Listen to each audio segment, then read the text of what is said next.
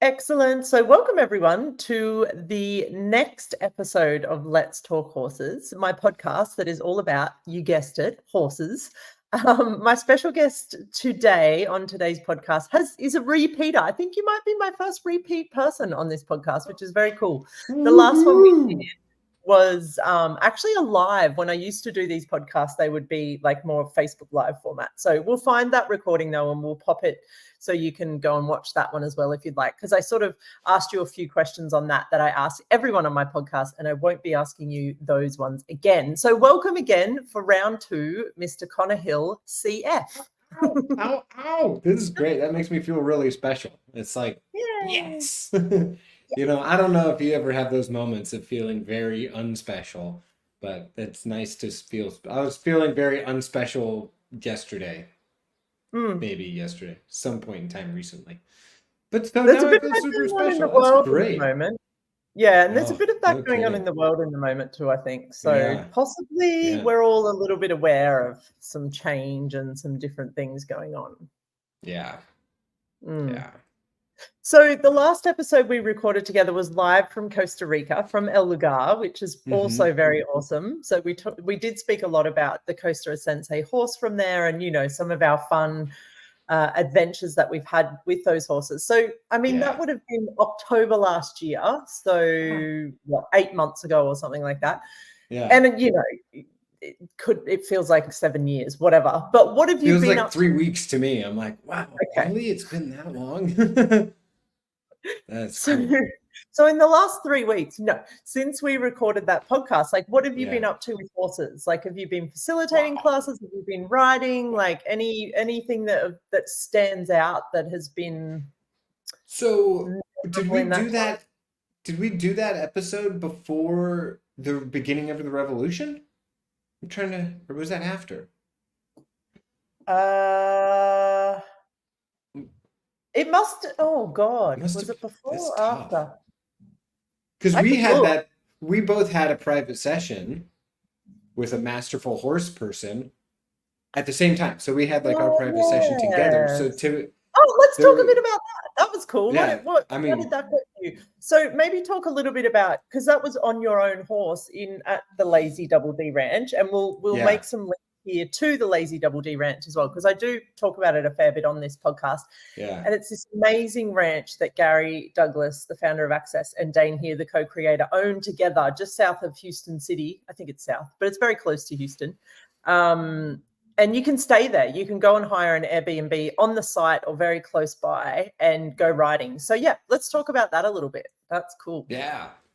They have a bunch of Airbnbs, like amazing ones. Wow, saying that, I just realized how cool that is for in that general area. To be able to stay in one of the, like to be able to book a stay in one of those and then go horseback riding is like, wow. I just live there, so I drive and ride my horse.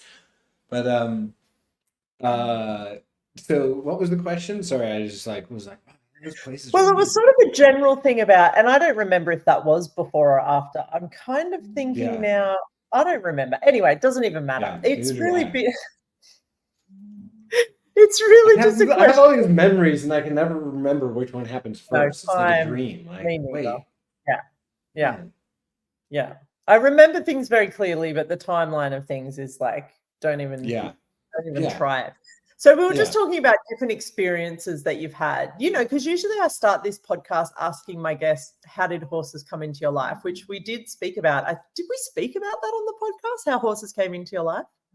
I don't recall. All I remember is I can remember seeing what the podcast looked like, and I remember being there where we were on the porch at El Lugar, and Well, maybe quickly, let's look at that. So how did horses come into your life? Like, what was that first moment or whatever it was where you were like?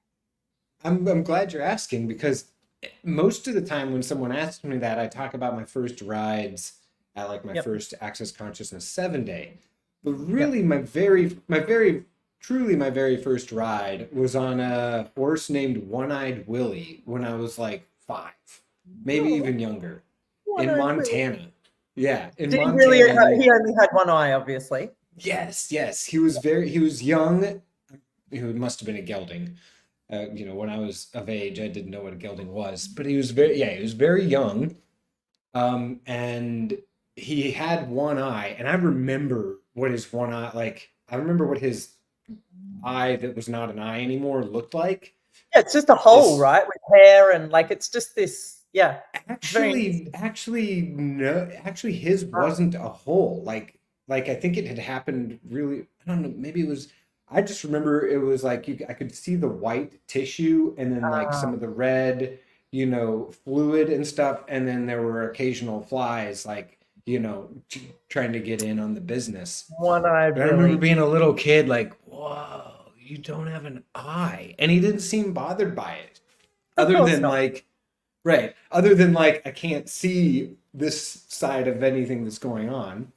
So I was much like we'll see at El Lugar with like the young kids, where the leader of the group or somebody will grab the lead of the horse the kid is riding. So that's what the leader of the group had One-Eyed Willie on lead, and I was just riding. And I remember like One-Eyed Willie mostly kept the lead on his side that he couldn't see, and he would even kind of like put his shoulder up against the butt of that horse. And they talked about what made it so he didn't have an eye was like they were because it was a really cool ride. We got to ride through the forest in Montana and through mountains. So we were like climbing, and like there wasn't even a trail. And they just what made him, how he lost his eye is a branch got like pushed aside by the horses in front of him. And then, after it passed, the branch swung and then hit him right in the eye. And so that's what poked his eye out, literally. So that was my first experience with horses. And then I had a couple other rides throughout my life up until my first 7-day in Costa Rica. And at that first 7-day, I think I rode at least 3, maybe 4, maybe 5 times. And I was like, yeah, right. Yeah. And those horses and like that land and being there.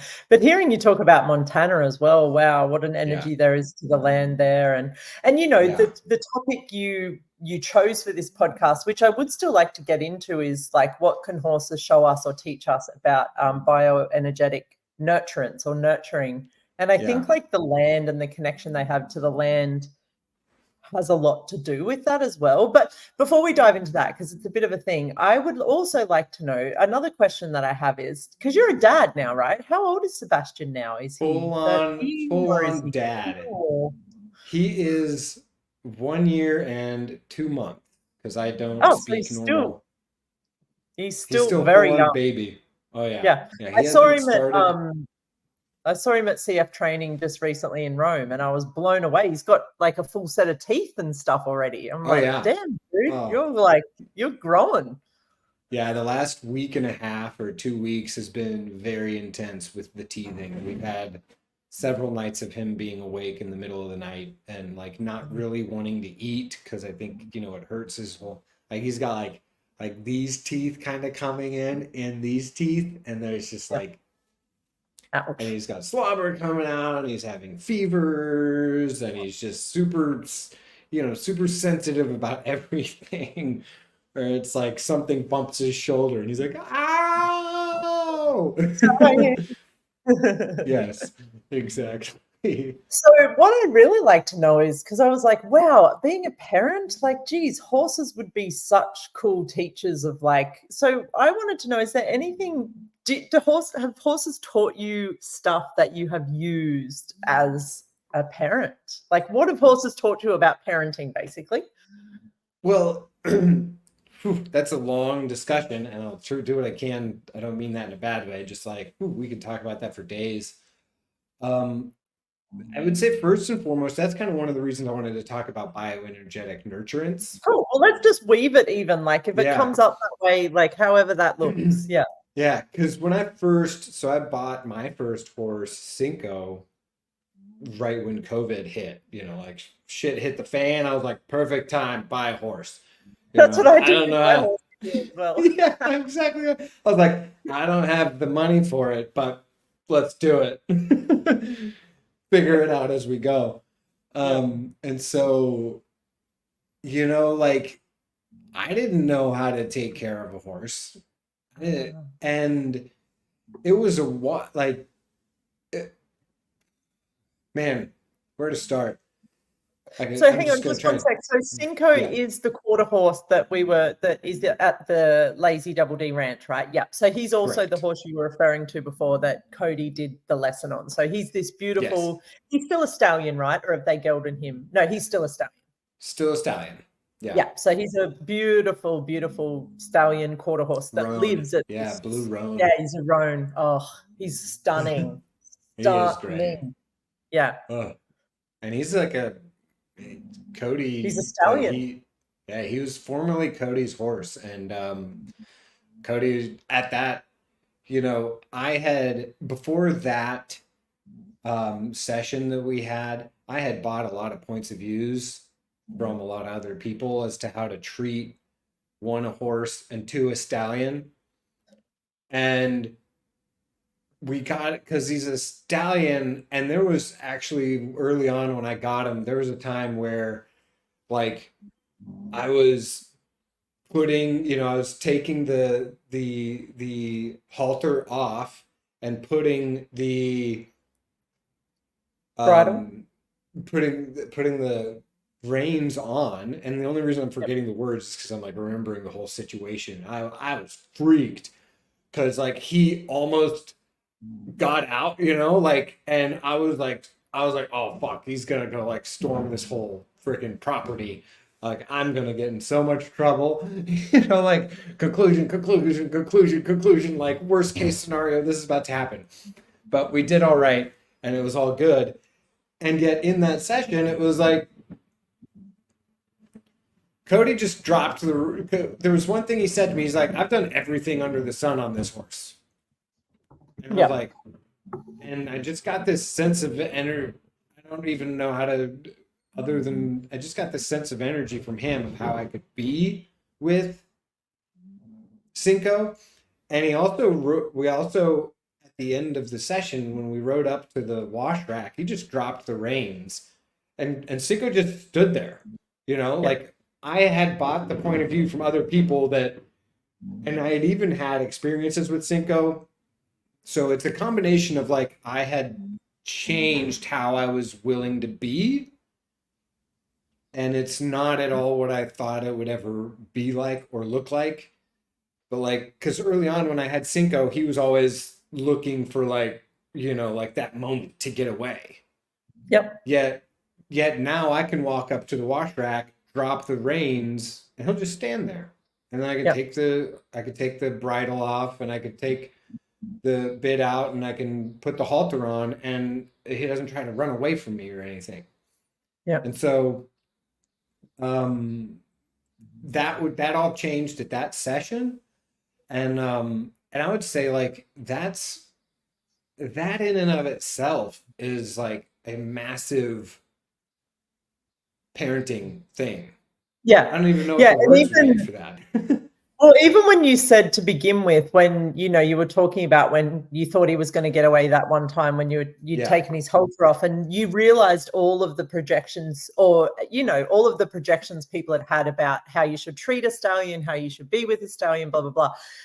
Like, do you think you did any of that with parenting? Like, bought from people how you should raise a kid or be with a kid, or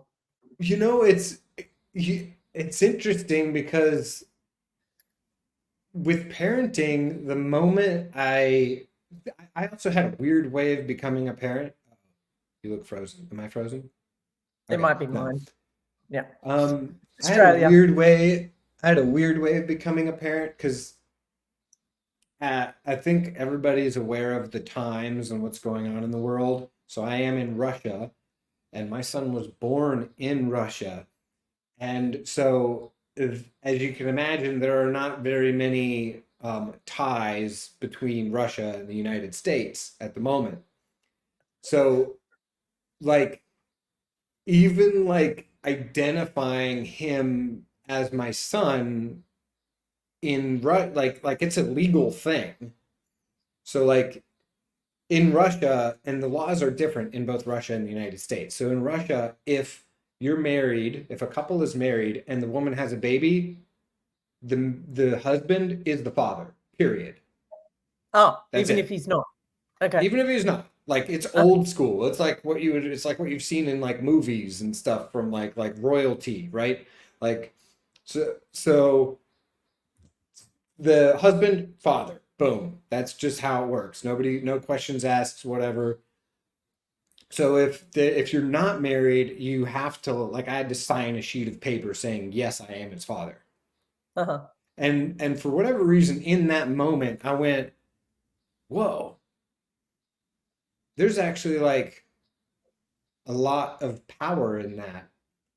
And for some odd reason, parenting to me in this world, even though there's a ton of this is how you do it right and this is how you do it wrong, there is not it's like, it is, to me, I could be incorrect, it's the one thing in the world where people are like, it's yours.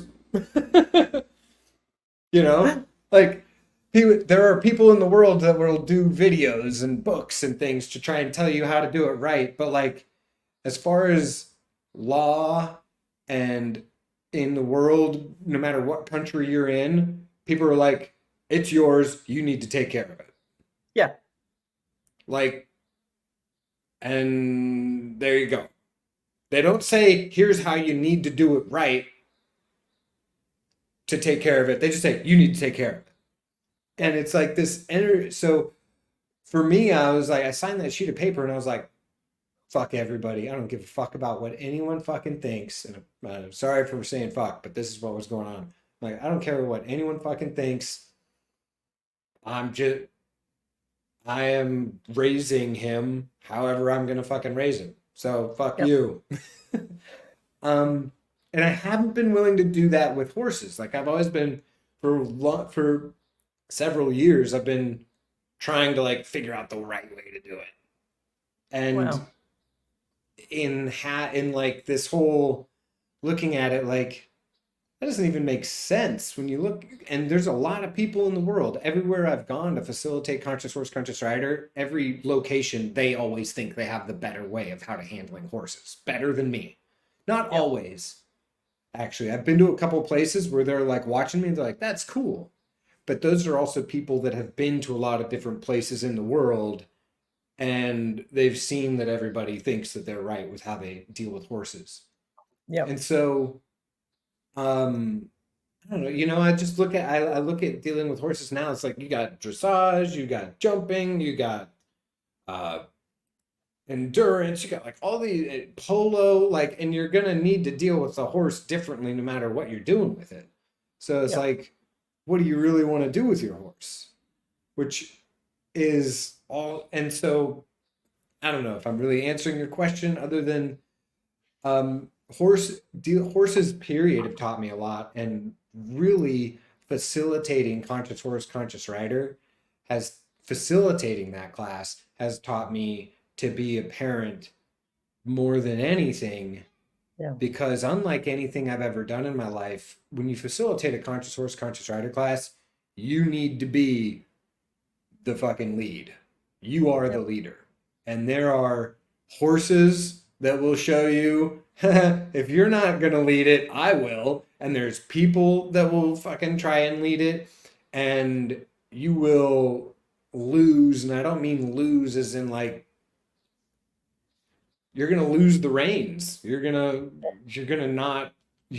will no longer, so to speak. Exactly. Yeah. So I guess kind of like we were talking about with taking Cinco to the wash rack. Yeah. Like, and really being the energy that is, man, it's so tough to even use words.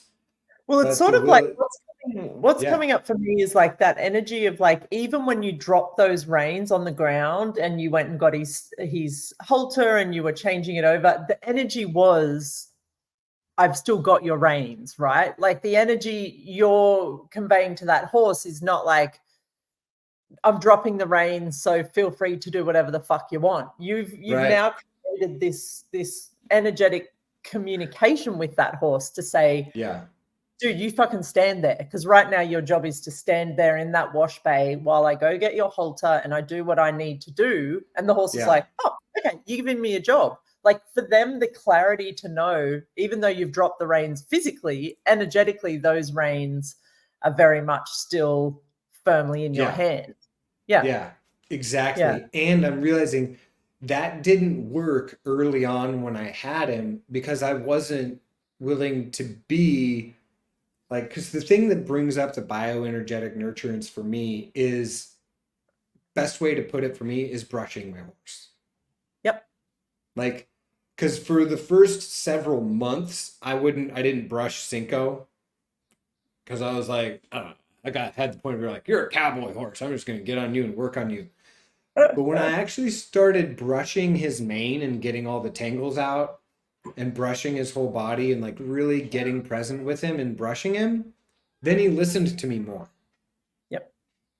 Prior to that, because he's a stallion, like, just like you're saying, like, I've still got your reins. I could do that energy with him and he'll be like, fuck you. Tell me what to do. What do I owe you? But like, when I'm with him, present with him, giving him everything he like, I'd like to say giving him everything he requires, but that's not even true either. But like, really, the first time I brushed his mane, I spent like 30 minutes doing it, untangling everything. And when I walked away, he just looked at me like, wow, thank you.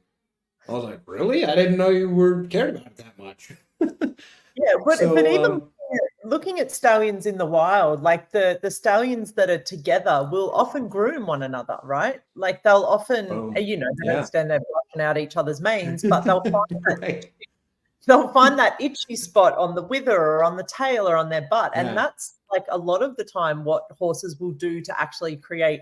And, like what you were saying, whatever that was with him, it's not really giving him what he requires, but it's more like somewhere where, and call it bioenergetic nurturance, but it's where that communion between you and that animal come in, because you start to speak a language energetically. You're doing a physical activity, right? But there's an energy that then gets created between the two of you that to him makes sense. Like, okay, like he's now creating this thing with me where we have something, like, again, like words are not good at describing it, but so like when I first had him, my goal and target like was, the second I get out here, we're gonna work at riding. Now, like, anytime I see him, because I don't get to see him that often because I am a dad and because it's international, and so like a lot of people have even told me, oh, well, if you don't give your horse enough attention. And this is not people that do conscious horse, conscious rider, because now that I do conscious horse, conscious rider, anybody that's been riding their whole life, if they see me on Instagram, they want to tell me what they know. Oh yeah, look at you. You just started riding 6 years ago. Well, actually it's not 6 now. It's 10 years ago. You just starting 10 years ago. I've been riding for 30. Okay. And, well, if you don't, if you haven't ridden your horse in 2 months, they're just going to be so mad at you and terrible. But like, I've discovered with Cinco, my only target with him when I see him is to brush him, and that's all I really need, is to just brush him, and then we go from there. And I'm just grateful for him. And every ride we've had, especially since that session I had with you guys, it's just every ride gets better. Not that every ride hasn't always gotten better before that, but it's like every ride with every horse I get on now is like a whole other adventure. Yeah. So what is bioenergetic nurturance? I'm not sure. That's why I wanted to talk about it. I wanted to find out what you knew about it. And because to me, when you ask that question, I just think of brushing his mane. Yeah. Because it's almost like nurture, because, it's a lot of big words. And I know we've talked about it in Access before, and also bioenergetic feeding, but it's almost, to me, it's like finding the essence of something and nurturing it in a way. Like the bioenergetics of something is like the core of, like, and I don't know, I could be way off here, but when I look at it, it's like finding the core of, like the bioenergetics of something is what makes it function. Like, so for a horse, it's like the cellular level of that animal, but then everything that's built on top of that, right up until the horse itself in its physical structure, but then also the spirit of the animal, you know, quote unquote, like its energy and blah, blah, blah. And to have a nurturance of that is to, you know, ride your horse, not by sitting on it and telling it what to do, but almost riding it like they ride those creatures in Avatar, where you create this like connection with that animal. And it's then, but it's not just riding this animal, you're including like the earth that you're standing on. And, you know, you spoke at the beginning about riding in Montana, and I've never been there, but you can almost start to conjure the energy of being on a horse in that countryside. And then you talk about riding in Costa Rica, which is a totally different type of horse in a totally different environment, but it's so easy to start to see where, if you're coming from that place, it's an inclusion that is created. Yeah. And as you were talking, it made me realize so we did the SOP with Dane in Paris, and after that class I actually went to the south of France on like the Atlantic coast, and I was like not having an easy time physically, because I was like super sick and everything, and very mid, like very French, like just upset at the world. And especially down there, like the people, I can tell in the south of France, they love the environment. So many farmers, country people. Like if you can ever imagine a French person being country, well, they are. They're very country. They're just not in Paris. Very country people, farmers, and like even in this surfing town. And surfers are typically very environmental as well. But during that time, there was a storm that, you know, when you have this inland wind, it just washed up tons of plastic onto the beach. And I was surprised. I was like, I didn't expect to see this in France. I expected for some reason. I don't know if I should say I expected, but it was not different from the beaches in Sao Paulo, where Sao Paulo, if you get an inland wind or you get a rain inland, tons of plastic ends up in the ocean. And so I was unhappy about that, as I've always been unhappy about it. And I, you know, something popped where recently, so you've probably heard of the guy, JP Sears, I think his name is, or JP Sears. So so side note, I go to an RFK Jr.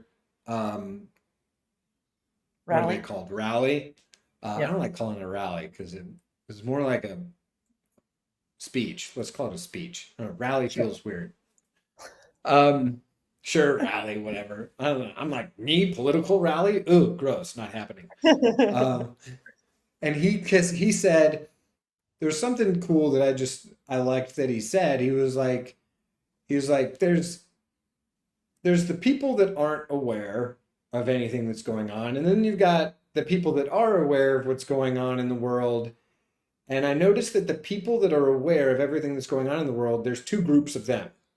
There's the group that's happy, and there's the group that isn't really that happy. And he's like, the thing I noticed between those people, and he's like, I like them both equally because they're all like, oh, this is going on in the world, and it could be better this way, and this is going on and it could be better this way. And he's like, the group that's happy, they take action.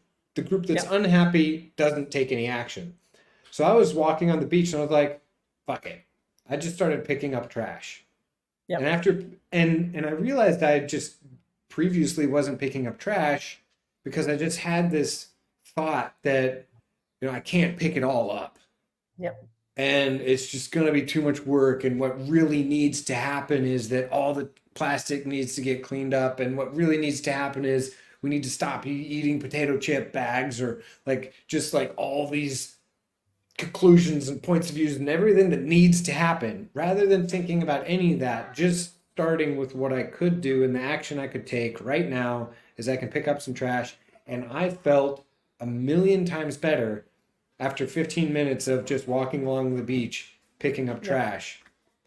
Like way better than I felt when I just walked along the beach and I didn't pick it up. So, and you're probably looking at like even the times you walked on the beach and it was beautiful and there was no trash there. Like this created something in your world that was Yeah. Because you're in Australia where the beaches are clean. Yeah. Like, and I hope they stay that way. My God, I can't even imagine. I would roll over in my grave if I ever saw trash get washed up onto the Sunshine Coast beaches. I would be like, no. Pocket pot. But so But was there anything else with that story? Yeah, because I want to say a few things, but I think there was a little bit more. Yeah. And after doing that, I did it again every day after that. Well, not I didn't do it like I need to go do this and I need to go pick up trash today. I was just like I would like to walk along the beach, and when I was walking along the beach, every time I did it, I would find a plastic bag that had washed up on the beach, and I would just start putting all the other things in that plastic bag. Yep. And I kind of like looked at the beach, and I get that this is weird for a lot of people out there, but the beach gave me the same, and the ocean gave me the same energy that Cinco gave me when I walked away from him after I'd brushed his mane. Like, cool. Oh, thank you. No one does that for me. Yeah. And I was like, oh, wow. And it was just like, just that little act, of brushing Cinco's hair, and that little act of cleaning, I shouldn't say cleaning even, just picking up the trash along my walk, what I could, just totally eased a lot of things. Yeah. And I mean, we both were like, what is bioenergetic nurturance? And I think I think that sums it up so well. Like, it's like, it's not this big thing of needing to, I don't know, make things so significant or whatever that is. It's this thing of like being willing to hear and listen and act in that moment, just even if it's the smallest thing. But one thing I love, sorry, you go. The thing I wanted to ask you about all of that, because I was like, well, I know, Sarah, you've still got your 2 horses? Yeah. And 2 dogs, or just 1 dog? 1 dog, yep. 1 dog. 2 horses and 1 dog.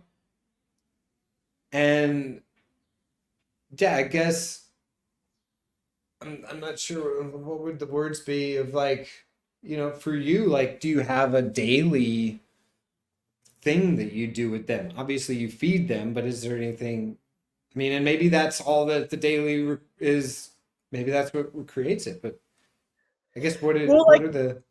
Well, I guess what I found, and especially because I travel a lot too, like I've just been in Europe for a month. So I was gone for sort of like the whole month of May. And my horses, actually, I just took them this morning up to Noosa to spend a week with a trainer, just to put a bit of like a foundation on, because they have been home for a month. And anyway, blah, blah, blah. So there's quite, and I didn't choose to have children in this lifetime. And, even though it's a bit of a cliche, my animals are like my kids. Like, there's such a level of like, I want to do the best by them. I want to take care of them. I want to make sure they've got everything they require in this world, that they're happy and all that sort of stuff. So there's a closeness that I think I have with them, but it's not like a child in a lot of ways, because Frankie, my dog, I probably spend a lot more time, but my horses are out in the paddock. I'm gone for a month. They're away at the trainer, but the thing that I've learned and developed over time is an energetic connection with them. And even like what you spoke about with Cinco, where, people have this conclusion or whatever, that if you're not with your animal all the time, or you're not riding all the time, that somehow you're not good, or it's not good enough. But you actually can create a very good and clear and amazing connection with things energetically, like where I actually contribute to them. Even right now, like I can perceive their energy. They're 30 minutes up the road at this property going through some training, but I'm still with them. Like, I'm still there with them. So, and when they see me every day, or they see me a month later or a week later, it's that it hasn't changed. It's like the connection is instantly there the moment that I'm either physically touching them or just being aware of their energy and connecting with them that way. So, and I know, and like for a lot of people, like they're up there like running around like, oh, this is great. Yeah, they're having a great time. Exactly. Yeah. And I know, to like a lot of people, and to me back a long time ago, and I've always loved animals, but I never thought that was really like a possibility, that you could have this connection. But it's possible with everything. With that beach in the south of France, with you as my friend, who I see, once or twice a year, like this thing with this bioenergetic nurturance that you talk about, it's really like this connection with all things in a way. Like, and just before it slips my mind, I really quickly want to say, circle back to the RFK speech and what he said, because fuck that is so true, and he totally nailed it. And that is conscious. Like, I just adore that man, because I think he is literally a statesman and literally someone that has such a like a. It was JP Sears that said it. I should. Oh, it was JP Sears that said it. The comedian. Oh, well, him too. Yeah, him too. Yeah. And I like to just send people away from this podcast with a tool or two to play with. So I just want to like put a pin in that as well, because it came up there, and it also came up when you talked about Cinco and the whole you thinking about him running away. This thing of your point of view creates your reality, and like really that how much that's been scattered throughout this podcast, where you talked about your point of view with Cinco was that if I let the reins go, if I don't have physical hold of him, he's going to run away from me. That was your point of view. And then it was like, oh, every time I'm with my horse, I need to ride him. Like, that's another point of view that creates a reality. And then being on the beach and being like, I can't possibly make a difference because I can't clean up all this trash.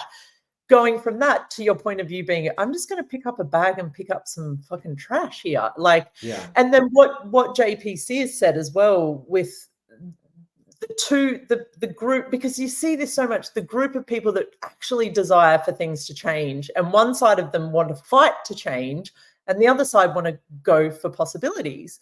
And really that also being, you know, your point of view creates your reality. Okay, so this thing over here is quite fucked up. But I'm going to approach it from this place of like, what's possible here? What can I contribute to changing this? And so I just want to invite people to play with that tool. Like, what is my point of view about this? Like, whatever it is for 24 hours, like, what is my point of view about this? And it could be your children or your relationship or your horses. Like, and look at, okay, if I changed my point of view here, would it change my reality with this? Like, and just play with that, and then weave in this bioenergetic nurturance energy, because that's where, I mean, for me, that will come about when you're willing to ask a question, like any question, and when you're willing to change your point of view in order to change your reality. It's like your reality just goes from like this to like, it starts getting like bigger. You have a billion possibilities available, rather than this is what's going to happen because this is what I've decided is going to happen. So yeah. So we're nearly coming to the end. Actually, we've gone over time, which is fine. Like, I think this has been an awesome conversation. There's something else I wanted to mention there as well, but it's gone. I'd love to just have you back on in a few weeks. Let's just do another one.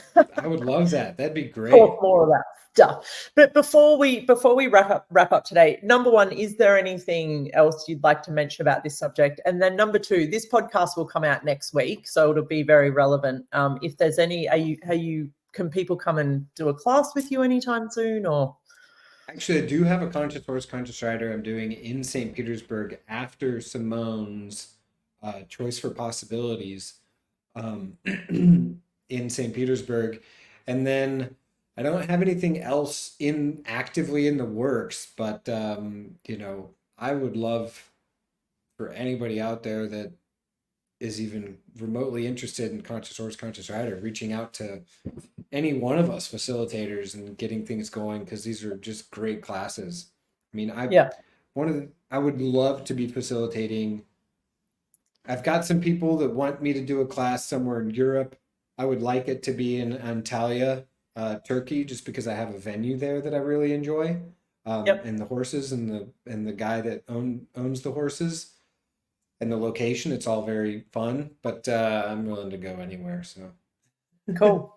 Yeah, and we always post the link to. I forgot. I'm also going to co-facilitate one with Conscious Horse, Conscious Rider in November in India. Jodhpur, which is like near Jaipur, with Allison Cox. Nice. Amazing. Oh, she's like she's a true slut of Conscious Horse. She gets around and she's facilitating everywhere. Oh yeah. That's so amazing. Good. Yeah. Cool. And we'll always post a link to find you, to find the Conscious Horse, Conscious Rider classes, and how to get in touch with you, because 99% of these classes happen because someone asks us to come to their stable, to their country, to their town, and do one of these classes. So if that's at all of interest to you, then reach out to Connor and get him into your stable. And I don't know how, I'm not sure how Sarah or any of the other facilitators do it, but for me, it's like I like to find the horses / venue first, and then we'll talk dates with that venue. Everybody's always like, Connor, when can you come? And I'm like, where are the horses? They're like, oh, I haven't found them yet. I'm like, well, let's find some horses, and then we'll talk dates. So that's a good place to start. Yeah, and talking about that bioenergetic nurturance again as well, like even asking that, like for the horses to pull the class in as well and create it in a lot of ways. I mean, you need people too, because they're actually the ones with the money. So you kind of need both. Horses and flights for us to get to the location, and horses are not exactly cheap, quote unquote. They eat lots of food. They're not cheap when it comes to money, time, energy. Like they literally require exactly. A lot of everything. I saw this Instagram yesterday of this girl on Instagram, and she goes, you know what? Do you feel like you're not spending enough money? Well, you should buy a horse. And there's another one where it's like, I was depressed, so I bought a horse. I'm not depressed anymore, but I'm poor or something like that. Like I'm broke. I'm broke, but I'm happy. Yes. That's horse ownership right there. Although I love I think it was my first CHCR CF training, Gary said, if you want more money, buy more horses. Now I know some other people out there that are like, that's a terrible idea because they cost so much. But I'm like, I'm thinking I need to buy another horse because I want some more money. I think you should. I think you definitely should. Especially one at El Lugar. Do it. Yeah. I'm excited to see you there. You're coming over for some classes there towards the end of the year? Yeah. Great. You are as well, I imagine. Yeah. Cool. Yeah. I can't wait. Can't wait. Yeah. Awesome. Well, thank you. Thank you for being here again, Sarah, with me. And we'll book in a time to do another one in the next few weeks, I would say. Amazing. Awesome. Thank you. Thank you for watching, everyone. And you'll find all the things wherever you find this podcast. I don't know. I meant to say things at the end here. Please subscribe, like, share the podcast. I'm so bad at this. Also, I could say another thing. So we were talking about what it takes when you own a horse. I realized too, like how at the start of the show, I was like, I haven't been feeling special. I never feel unspecial with my horse, nor do I really even feel special with my horse. Yeah. And actually, I would be like, if somebody else was like, I was riding your horse yesterday. What do you think about it? I'd be like, you didn't hurt him, did you? You didn't fuck him up. If you fuck him up, I'll fuck you up, eh? Were you kind to him? Yes. Okay, good. All right. Sounds good. That's great. Did you have fun? Yeah. Yeah. That's the point. That's the whole point. Cool. All right. Thank you again, my friend. And we'll be back next time. Bye, everyone.